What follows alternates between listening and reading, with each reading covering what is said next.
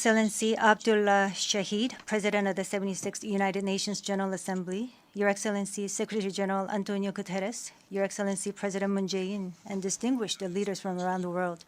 It is an honor to be here today, where BTS appointed as special presidential envoys of the Republic of Korea. We're here today to share the stories of our future generation.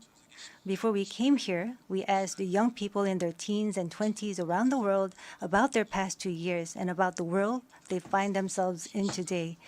Jin will share some of the answers we received. Yes, should we take a look?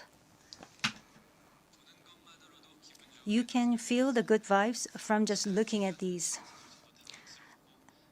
There were times during the past 2 years when I too felt bewildered and troubled. But still here, we have people who cry out, let's live on, let's make the best of this moment. Because we can't stand still when we are in the ideal time of our lives to take on new challenges. It wasn't as if we could blame anyone, and you must have felt the frustration. Here I'm the same as I was yesterday, but the world changed like we were transported in a flash to a parallel world.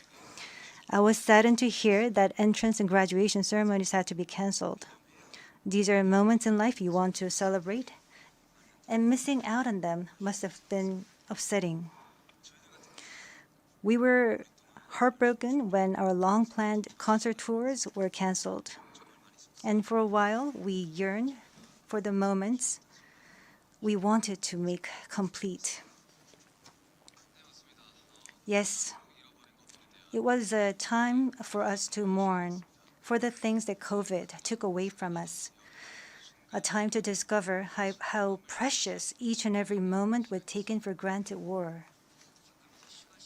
Suga mentioned the precious things we'd taken for granted, and lots of people answered our question by sharing pictures of their precious moments.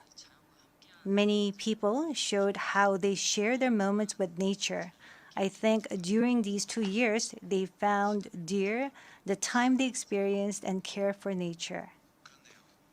Yes, but maybe because we feel an encroaching sense of dread that our time on this earth is limited, we just talked about the things we mourn, and I shudder to think about mourning for the earth. Everyone agrees that climate change is an important problem, but talking about what the best solution might be, that's not easy. It's a topic that's tough to make conclusions about. Yes, it is a tough discussion, but I learned while preparing for today that there are many young people who have an interest in environmental issues and choose it as their field of study. The future is unexplored territory, and that's where we, more than anyone, will spend our time. So these young people were searching for the answers to the question of how we must live that future. So I hope we don't just consider the future as grim darkness. We have people who are concerned for the world and searching for the answers. There are still many pages left in the story about us, and I thought we shouldn't talk like the ending's already been written.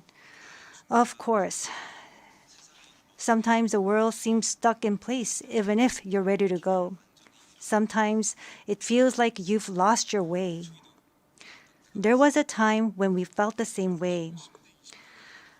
I've heard that people in their teens and 20s today are being referred to as COVID's lost generation, that they've lost their way at a time when they need the most diverse opportunities and must try new things. But I think it's a stretch to say they're lost just because the paths they tread can't be seen by grown-up eyes. Yes, take a look at these pictures. Here we have many who are trying hard to continue their friendships online in new ways, start learning new things, live healthier lives. I'm sorry, excuse me. 네, 새롭게 공부를 시작하고 더 Yes, these kids are trying to learn new things and trying to figure new things out. They don't look lost. They look like they are finding new courage and taking on new challenges. I think that's why instead of the lost generation, a more appropriate name would be the welcome generation. Because instead of fearing change, this generation says welcome and keeps forging ahead.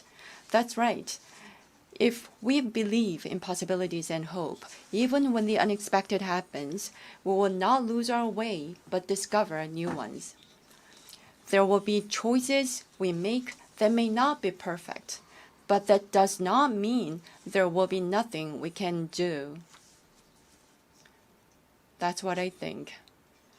What is important are the choices we make when we're faced with change, right? Some of you heard the news that we're coming to the UN, and a lot of you were wondering whether we have been vaccinated. And I'll take this opportunity to say yes. All 7 of us, of course, we received vaccinations. The vaccination was a sort of ticket to meeting our fans waiting for us and to being able to stand here before you today. Just like we said in our message today, we too are doing the things that we're able to do right now. Like the vaccinations, efforts are continuously underway to keep this new reality going forward. And I think the day we can meet again face to face is not far away. Until then, I hope we can fill each of our days to the brim with positive energy. We thought the world had stopped, but it continues to move forward. I believe that every choice we make is the beginning of change, not the end.